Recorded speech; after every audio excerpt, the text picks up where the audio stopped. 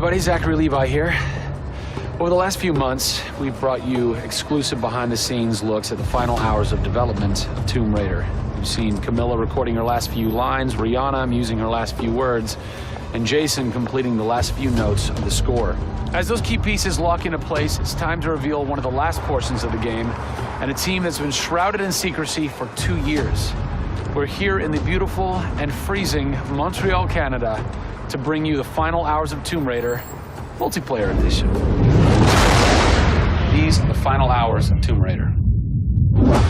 Welcome to yet another world-class studio in the Square Enix portfolio, Eidos Montreal, home of the multi-award-winning game Deus Ex. Locked away in one of the far corners of the studio is a team of experienced, passionate professionals who have been specially brought together to create the first ever multiplayer component to the Tomb Raider universe. Let's meet the team behind the vision, direction, and decisions, and hopefully get a chance to play a few rounds.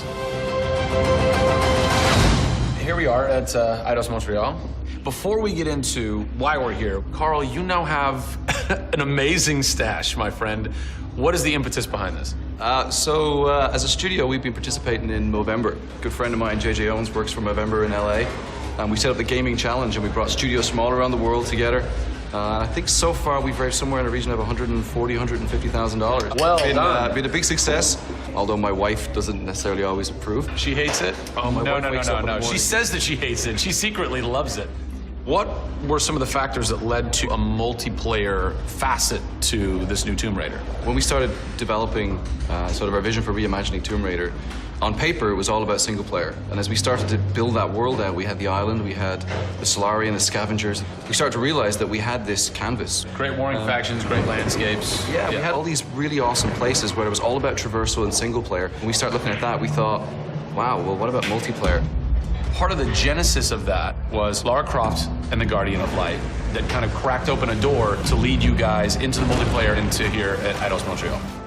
Guardian of Light was a downloadable, a smaller scale project, and that allowed us to sort of take the risks that we wouldn't necessarily take on a full-blown project. Guardian of Light was our Pixar short. It's the idea that whilst you're building your big project, you're always thinking about that next thing, but also allowed us to be able to start understanding co-oping and networking. It was a game that actually brought Tomb Raider fans together for one of the very first times. You hear them in their ear and they were having fun. And as a result of that, that led to us thinking about multiplayer. Hopefully our single-player experience we're delivering is a very sort of single-player, solitary, immersive type of experience. But at the same time, we believed tomb raiding together with friends would be fun. Tomb raiding, I think that's the first time I've ever heard that term. I like that. It's fun. You know, axe climbing and zip lining and the traversal that we get in there and the traps. For me, it was very sad to have that catch-22 of it would be great to do this in multiplayer, but we just can't split our resources like that. And that's how Eidos Montreal came about. We had staffed up our teams to develop a single player. Everybody was gelling together really well, and it wasn't something that we wanted to just bolt on. We always said if we were going to do it, we're going to do it right. If you could have a fan play the multiplayer for the first time, what do you want them saying? For me, they're kind of different moods. It's not like I do one or the other. It's kind of like sometimes I turn down the lights and just play that single-player experience, and other times I want to just jump in and have fun and start killing fools. Joe Curry, producer of multiplayer on Tomb Raider. It's the first time Tomb Raider has ever incorporated multiplayer, and you're in charge of that. Yeah. What's running through your mind when you get that call? Well, first off, exciting, right? I mean, we're all huge fans of Tomb Raider on the team. I mean, we grew up with Lara Croft. But when we spoke to Crystal, like, we want to do multiplayer, and we're thinking, how do you do that? It's always been Lara's story. You've been in charge of creating the first ever Lara Croft Tomb Raider. No pressure. Multiplayer. No pressure, Zach. Thank you.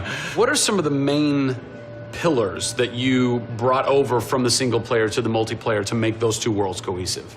The element that really stuck out was survival. Group surviving together. Right. But then traversal, the ability to go up and down and kind of everywhere in a level. The weapons, you know, the characters. What did you guys have to tweak in order to create an engaging multiplayer experience that wouldn't necessarily work with the pieces that were in play with the single player experience? One example is the bow. Especially in the reboot, it's so iconic that we had to make it work for multiplayer. You have a certain forgiveness when you play single player. Multiplayer, players expect snappiness. I shoot you, I expect you to go down, or you can just do what I do, which is take out the biggest gun and just run for them and shoot them out. The environment itself can be a threat. The Solari, you know, the guys that are on the island have had a chance to prepare traps. We've got things like an ammo box that looks like an ammo box, but it's really an explosive device. I need ammo, and it looks just like the regular ammo box, and then you're gonzo. We have a lightning rod. You'll get a lightning strike on the rod, and then you'll eliminate your enemy. First and foremost, we want to be humble.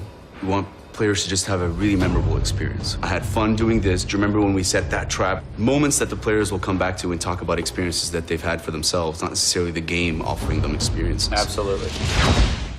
So, Joe, behind us we have the QA team, or the quality assurance team. They're a part of the development team. They can tell us what we need to fix and what's working and what's not. When do I get to game test? When do I get to get my hands on the game? Soon. We got a surprise for you first, Zach. So, when I was approached to host the final hours of Tomb Raider, essentially the biggest ask, not even ask, tell that I had was, I want to be in the game. I want to have a cameo. I want to have something. So guess what? Boom! Boom! Boom! I'm a playable character in the multiplayer Tomb Raider. How sick is that, Joe? You and your team are awesome. I can play with myself, virtually. Are we ready? Oh, that burns! You suck! Get those transmitters running. Radio transmitter activated! We're getting off this damn island? We send this thing. Beautiful. I would like to try and kick your butt as me in this map right now. Should we try it? All right. Bring it. Let's do it. It's happening right now. Oh, nice! Was that one of my traps? That was one of your traps. Yeah! These movie traps are really fun. I mean, they're really, really fun. Yeah! Don't worry about it. Just because you made the game and I beat it. As you can see from the people and passion here at Eidos Montreal, this isn't just some add-on. They're devoting themselves to making this an experience in keeping with the feeling of single player. Familiar, yet different. Coming up in the final 2 episodes of our series, we go back to the home of Lara Croft. They're taking Tomb Raider to the finish line, and we'll be there for it.